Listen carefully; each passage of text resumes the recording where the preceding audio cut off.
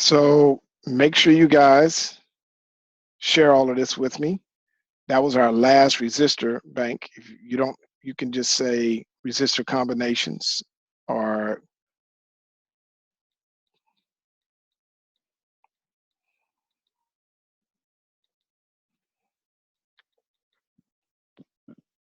resistor circuits. So I don't know you walked through all of this with me by having these 5 resistors in there. Okay, that's going to be in your Dropbox. You shared that with me. And we're going to look at our simulated resistance, and it's 3031. So let's see what we have here. Oh, I wonder why that's so low. 3031. I probably put something in wrong. 3031. All right. So we see we're pretty close. Okay. Now let's look at this resistance and current at 2 volts. So I have these two, I have resistances over here and I have them sorted. And here are corresponding currents. And all of this is occurring at 2 volts. So let's look at the graph for that. See if it's going to be useful to us at all. Doesn't appear to be useful to us in this way. So let's go ahead and graph this. Just going to select both of these, and then I'm going to go to Insert, Charts, Xscatter, and you'll see that we have ourselves a nice graph here. You may not be able to tell, but this is 1 over R, or this is Ohm's law. So we need to really change the layout. And I guess, let me go to a different layout. Let me see if I can pick something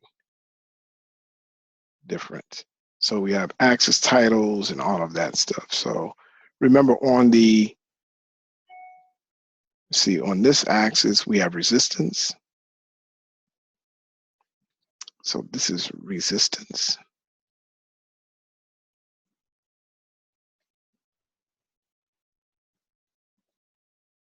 And that is in ohms.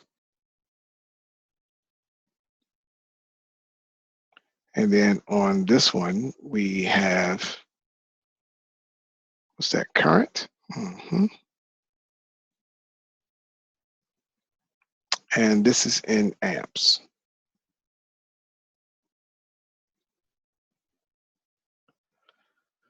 So even though we have that there, I do want to share this with you online. I'm just going to share this in a different room. So let me just select, I'm going to bring this down onto my desktop. And let me move this down.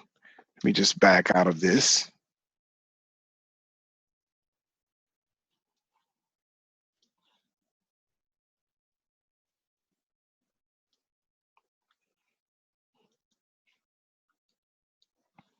So I'm opening up the same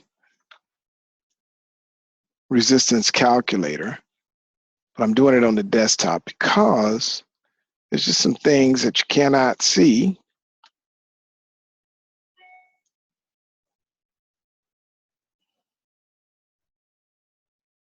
On the other one, so I'm just going to right click and say add trend line. I just want the equation of the line.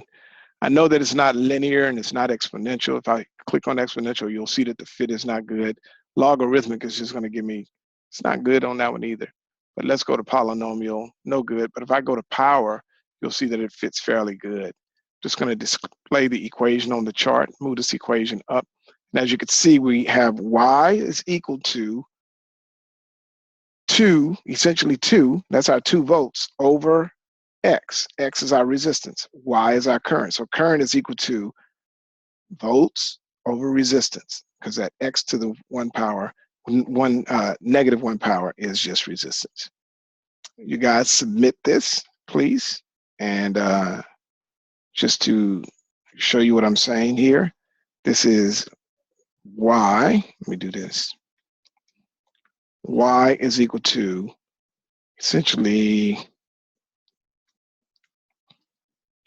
1.9992 x to the negative 1, where y is really I. If you look at the graph, then we know that 1.9992, we know that that's just volts. Okay, and then we have x, and that's just 1 over x, and x is just r. Maybe I shouldn't have done it like that. R to the negative 1. So now we have I is equal to 1.992 V over R, in which this is just Ohm's law. This implies that I times R is just equal to 1.992 volts, which is where we took all of these numbers from. Oh, I thought I was showing you guys that. My bad. Let me show it to you real quick.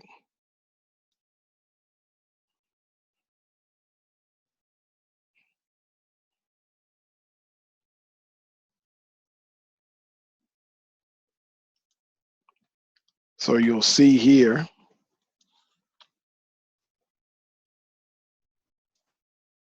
that we have our original formula we got from the graph, and then we changed our variables to match I, y to I, and x to r. And then we just reoriented it like so. And after that, we just saw that we had Ohm's law all again. And if you go back to that particular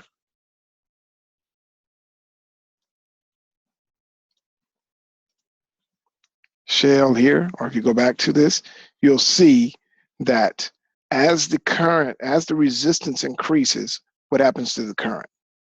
The current goes down. See, this is how you look at it. Current goes down, down, down as the resistance increases. All right, truly, this is it.